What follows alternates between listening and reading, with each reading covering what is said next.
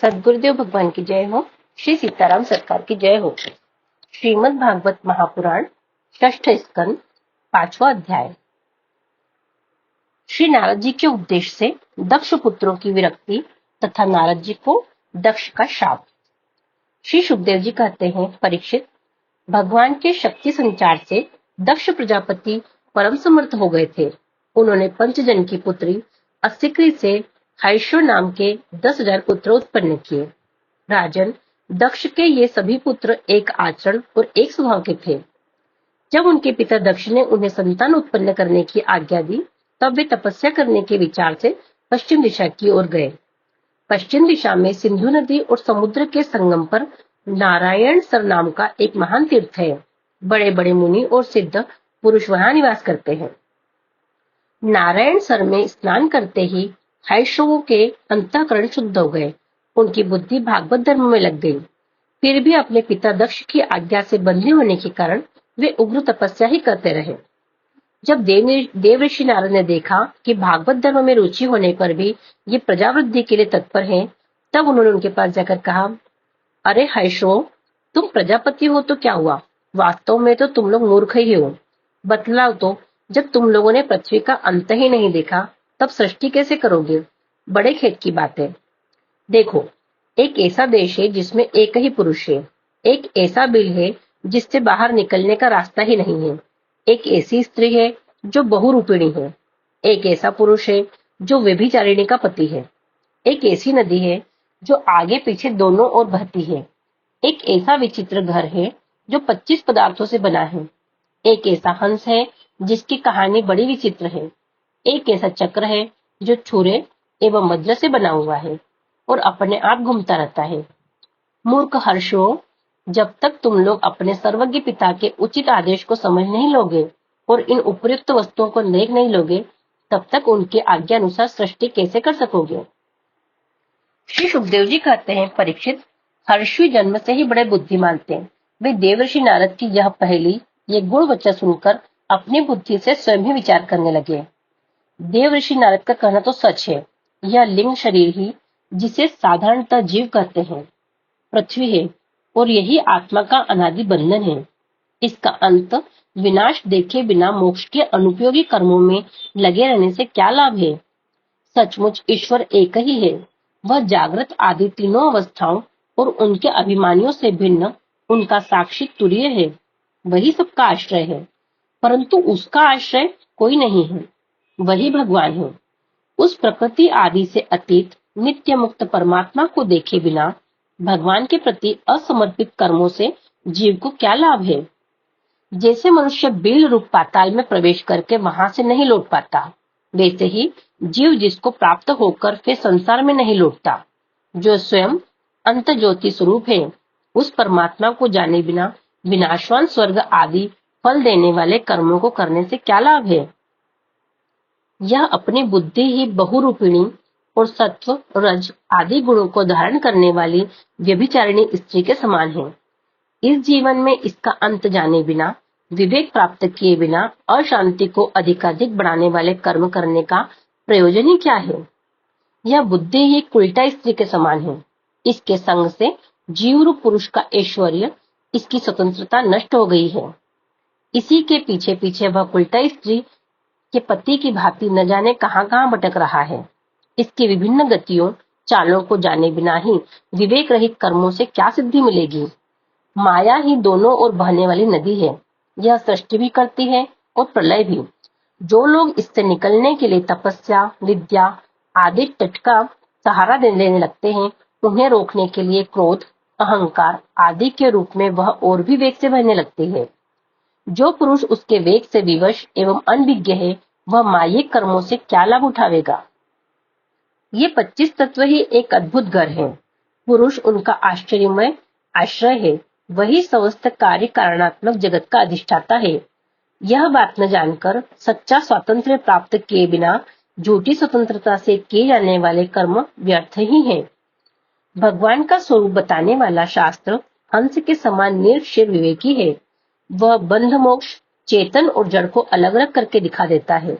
ऐसे अध्यात्म शास्त्र रूप हंस का आश्रय छोड़कर उसे जाने बिना बहिर्मुख बनाने वाले कर्मों से लाभ ही क्या है? यह काल ही एक चक्र है, यह निरंतर घूमता रहता है। इसकी धार छुरे और वज्र के समान तीखी है और यह सारे जगत को अपनी ओर खींच रहा है। इसको रोकने वाला कोई नहीं है, यह परम स्वतंत्र है। यह बात न जानकर कर्मों के फल को नित्य समझकर जो लोग सकाम भाव से उनका अनुष्ठान करते हैं, उन्हें उन अनित्य कर्मों से क्या लाभ होगा? शास्त्र ही पिता है, क्योंकि दूसरा जन्म शास्त्र के द्वारा ही होता है और उसका आदेश कर्मों में लगना नहीं है, उनसे निवृत्त होना है। इसे जो नहीं जानता वह गुणमय शब्द आदि विषयों पर विश्वास कर लेता है। अब वह कर्मों से निवृत्त होने की आज्ञा का पालन भला कैसे कर सकता है? परीक्षित, हर्षियों ने एक मत से यही निश्चय किया और नारद जी की परिक्रमा करके वे उस मोक्ष पथ के पथिक बन गए जिस पर चलकर फिर लौटना नहीं पड़ता। इसके बाद देव ऋषि नारद स्वर ब्रह्म में संगीत लहरी में अभिव्यक्त हुए भगवान श्री कृष्ण चंद्र के चरण कमलों में अपने चित्त को अखंड रूप से स्थिर करके लोक लोकांतर में विचरने लगे। परीक्षित, जब दक्ष प्रजापति को मालूम हुआ कि मेरे शीलवान पुत्र नारद के उपदेश से कर्तव्यच्युत हो गए हैं, तब वे शोक से व्याकुल हो गए। उन्हें बड़ा पश्चाताप हुआ। सचमुच अच्छी संतान का होना भी शोक का ही कारण है। ब्रह्मा जी ने दक्ष प्रजापतियों को बड़ी सांत्वना दी। तब उन्होंने पंचजन नंदिनी असिक्री के गर्भ से 1000 पुत्र और उत्पन्न किए। उनका नाम था शबलाश्व। वे भी अपने पिता दक्ष प्रजापति की आज्ञा पाकर प्रजा सृष्टि के उद्देश्य से तप करने के लिए उसी नारायण सरोवर पर गए, जहां जाकर उनके बड़े भाइयों ने सिद्धि प्राप्त की थी। शबलाश्व ने वहां जाकर उस सरोवर में स्नान किया। स्नान मात्र से ही उनके अंतःकरण के सारे मल धुल गए। अब वे परब्रह्म प्रणव का जप करते हुए महान तपस्या में लग गए। कुछ महीनों तक केवल जल और कुछ महीनों तक केवल हवा पीकर ही उन्होंने हम नमस्कार पूर्वक ओंकार स्वरूप भगवान नारायण का ध्यान करते हैं, जो विशुद्ध चित्त में निवास करते हैं, सबके अंतर्यामी है तथा सर्वव्यापक एवं परमहंस स्वरूप है। इस मंत्र का अभ्यास करते हुए मंत्राधिपति भगवान की आराधना की। परीक्षित, इस प्रकार दक्ष के पुत्र शबलाश्व प्रजा सृष्टि के लिए तपस्या में संलग्न थे। उनके पास भी देवऋषि नारद आए और उन्होंने पहले के समान ही कूट वचन कहे। उन्होंने कहा, दक्ष प्रजापति के पुत्रों, मैं तुम लोगों को जो उपदेश देता हूँ उसे सुनो। तुम लोग तो अपने भाइयों से बड़ा प्रेम करते हो, इसलिए उनके मार्ग का अनुसंधान करो। जो धर्मज्ञ भाई अपने बड़े भाइयों के श्रेष्ठ मार्ग का अनुसरण करता है, वही सच्चा भाई है। वह पुण्यवान पुरुष परलोक में मरुदगणों के साथ आनंद भोगता है। परीक्षित, शबलाश्वों को इस प्रकार उपदेश देकर देवऋषि नारद वहां से चले गए और उन लोगों ने भी अपने भाइयों के मार्ग का अनुगमन किया, क्योंकि नारद जी का दर्शन कभी व्यर्थ नहीं जाता। वे उस पथ के पथिक बने जो अंतर्मुखी वृत्ति से प्राप्त होने योग्य, अत्यंत सुंदर और भगवत प्राप्ति के अनुकूल है। वे बीती हुई रात्रियों के समान न तो उस मार्ग से अब तक लौटे हैं और न आगे लौटेंगे ही। दक्ष प्रजापति ने देखा कि आजकल बहुत से अपशकुन हो रहे हैं। उनके चित्त में पुत्रों के अनिष्ट की आशंका आई। इतने में ही उन्हें मालूम हुआ कि पहले की भांति अब की बार भी नारद जी ने मेरे पुत्रों को चौपट कर दिया। उन्हें अपने पुत्रों की कर्तव्यच्युति से बड़ा शोक हुआ और वे नारद जी पर बड़े क्रोधित हुए और उनके मिलने पर क्रोध के मारे दक्ष प्रजापति के होठ फड़कने लगे और वे आवेश से भरकर नारद जी से बोले। दक्ष प्रजापति ने कहा, ओ दुष्ट, तुमने झूठ मूठ साधुओं का बाना पहन रखा है। हमारे भोले भाले बालकों को भिक्षुकों का मार्ग दिखाकर तुमने हमारा बड़ा अपकार किया है। अभी उन्होंने ब्रह्मचर्य से ऋषि ऋण, यज्ञ से देव ऋण और पुत्र उत्पत्ति से पितृ ऋण नहीं उतारा था। उन्हें अभी कर्मफल की नश्वरता के संबंध में भी कुछ विचार नहीं था, परंतु पापात्मन, तुमने उनके दोनों लोगों का सुख चौपट कर दिया। सचमुच तुम्हारे हृदय में दया का नाम भी नहीं है। तुम इस प्रकार बच्चों की बुद्धि बिगाड़ते फिरते हो। तुमने भगवान के पार्षदों में रहकर उनकी कीर्ति में कलंक ही लगाया है। सचमुच तुम बड़े निर्लज हो। मैं जानता हूँ कि भगवान के पार्षद सदा सर्वदा दुखी प्राणियों पर दया करने के लिए व्यग्र रहते हैं, परंतु तुम प्रेम भाव का विनाश करने वाले हो। तुम उन लोगों से भी वैर करते हो जो किसी से वैर नहीं करते।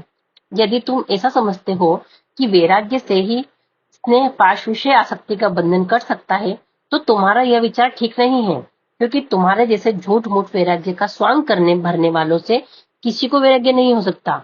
नारद मनुष्य विषयों का अनुभव किए बिना उनकी कटुता नहीं जान सकता, इसलिए उनकी दुख रूपता का अनुभव होने पर स्वयं जैसा वैराग्य होता है वैसा दूसरों के भड़काने से नहीं होता। हम लोग सदग्रस्त हैं, हमारे अपनी धर्म मर्यादा का पालन करते हैं। एक बार पहले भी तुमने हमारा असह्य अपकार किया था, तब हमने उसे सह लिया। तुम तो हमारी वंश परंपरा का उच्छेद करने पर ही उतारू हो रहे हो। तुमने फिर हमारे साथ वही दुष्टता का व्यवहार किया, इसलिए मुड़ जाओ, लोकांतर में भटकते रहो, कहीं भी तुम्हारे लिए ठहरने को ठोर नहीं होगी।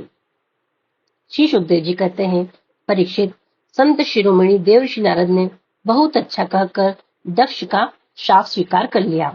संसार में बस साधुता इसी का नाम है कि बदला लेने की शक्ति रहने पर भी दूसरे का किया हुआ अपकार सह लिया जाए। और तभी से श्री नारद जी एक जगह कहीं नहीं डरते। हरि शरणम हरि शरणम हरि शरणम, हरिओम तत्सत हरिओम तत्सत हरिओम तत्सत।